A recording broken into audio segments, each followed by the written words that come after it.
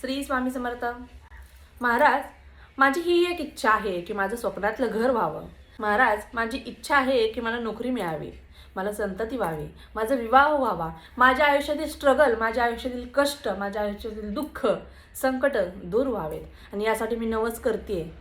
आणि नवस करताना मी तुम्हाला चांदीची वाटी देईन, मी तुम्हाला हे देईन, मी तुम्हाला ते देईन. माझं हे काम पूर्ण होऊ द्या, नंतर मी हे करेन. माझं ते काम पूर्ण झालं तर मी पारायण करेन. माझं ते काम पूर्ण झालं तर मी 11 माळी जप करेन.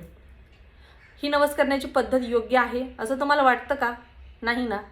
तर अत्यंत चुकीची पद्धत आहे. तर नवस करावा, प्रत्येकाने नवस करावा.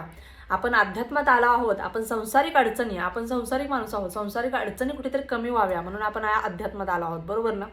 तर नवस करण्याची योग्य पद्धत देखील माहीत असायला हवी. महाराजांना, स्वामींना आपल्या ज्यावेळेस आपण नवस करतो त्यावेळेस कोणता असा नवस आहे जो महाराजांना खूप आवडतो आणि योग्य पद्धत कोणती आहे हे जर जाणून घ्यायचं असेल तर खाली लिंक दिलेली आहे. नक्कीच लिंकवरती क्लिक करा आणि आपल्या चॅनेलला व्हिजिट करायला अजिबात विसरू नका. श्री स्वामी समर्थ.